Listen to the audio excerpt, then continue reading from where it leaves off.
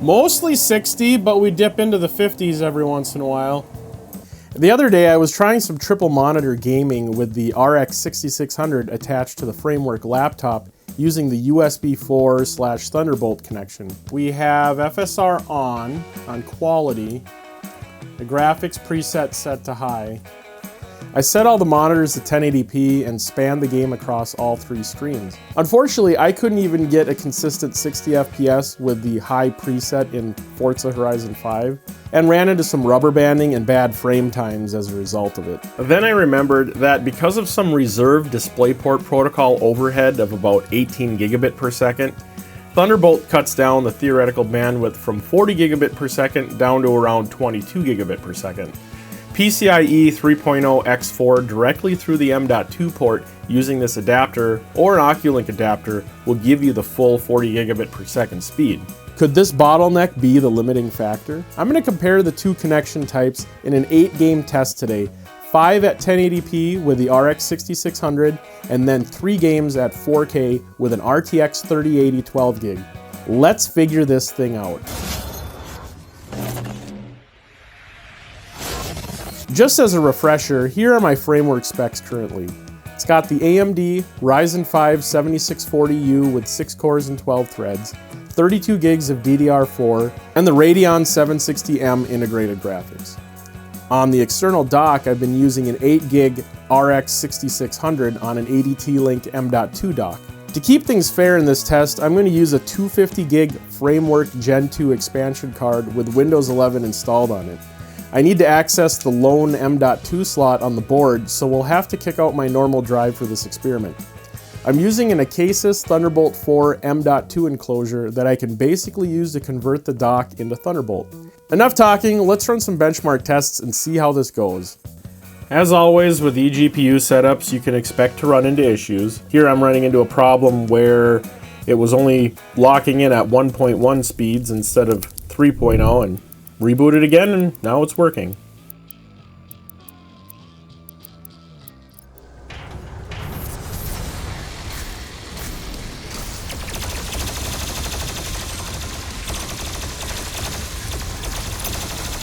The Doom Eternal test with the RX 6600 was a little bit of an anomaly here.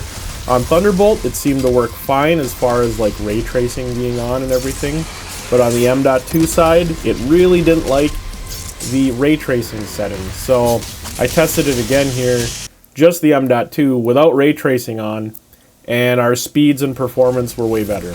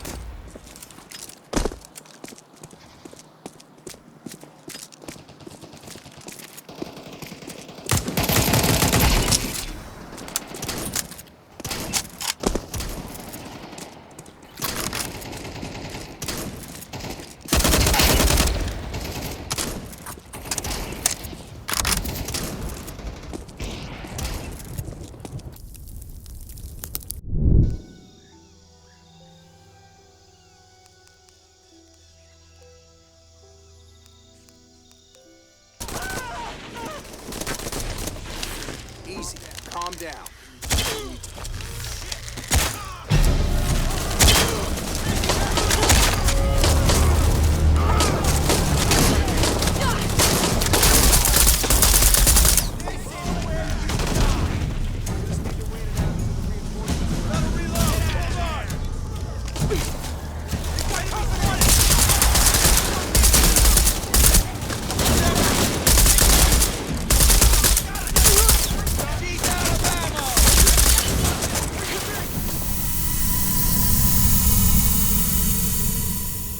Switching over to the 4K tests now, we're going to run the RTX 3080. I'll show you it connected here with Thunderbolt / USB4, and then we'll switch over here and it's also connected over m.2, just basically showing that it's working at its fullest potential in this setup.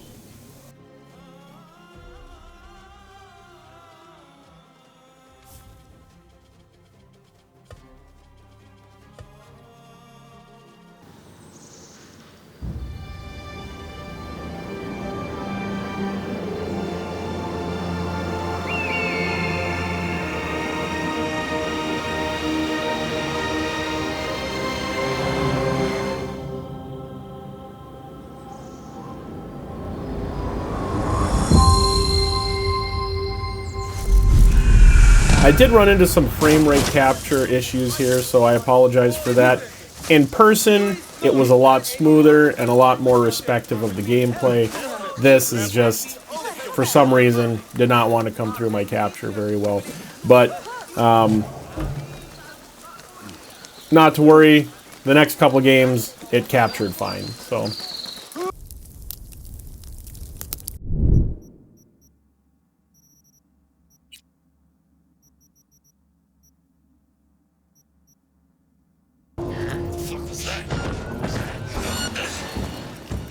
You can see the stats on the right side. Those are correct as far as the RTX 3080 goes. On the Thunderbolt side, I forgot to adjust that in MSI Afterburner, so they are not showing correctly here. For Forza Horizon 5 next, they will show correctly though. As far as the average, the 1% and the 0.1% low, those are accurate on all three of these 4K tests, so you can look at those and gather data based on that.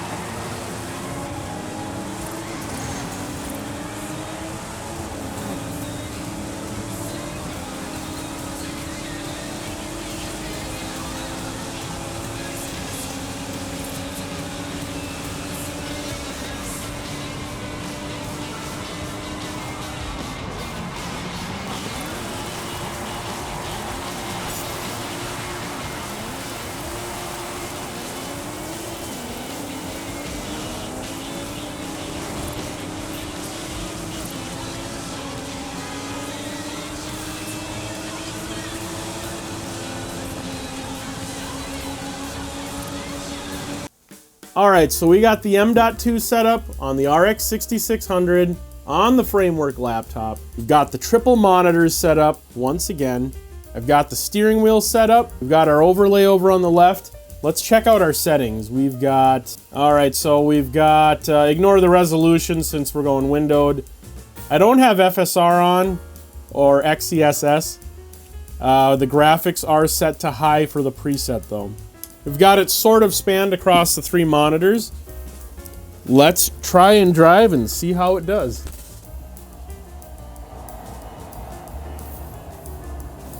Okay, 1% lows. Okay, let's try it.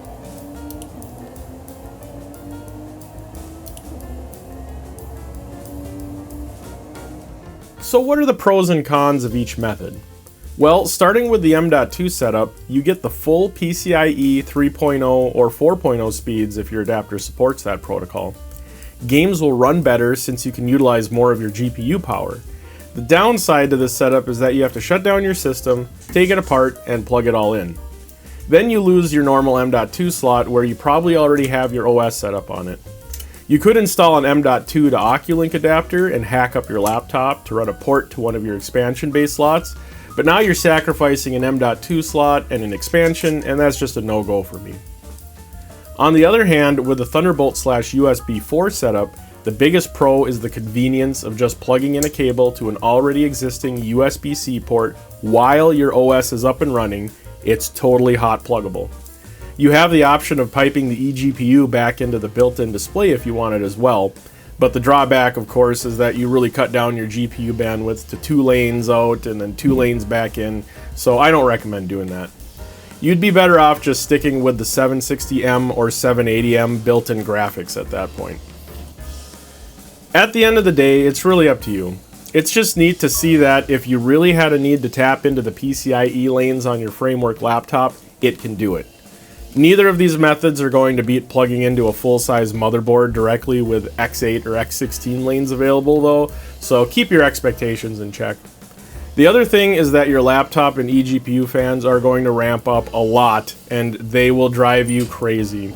Alright, we got FSR on quality, and we've got 66 FPS. Let's reset our averages here. Alright. Yeah, it still dips below 60, but this is a lot better than it was before when we were running over Thunderbolt. I could probably VSync lock this and get it a little more consistent and keep the utilization down a little bit. All in all though, I think that the m.2 setup is the way to go if you're going to try to get the most out of a Framework laptop when you're trying to do an eGPU. It's inconvenient to do so, but this is the way to do it. That's all I had for today's video. So thanks for watching. If you want to see more like this, be sure to like and subscribe. Take care. Have a great week. God bless.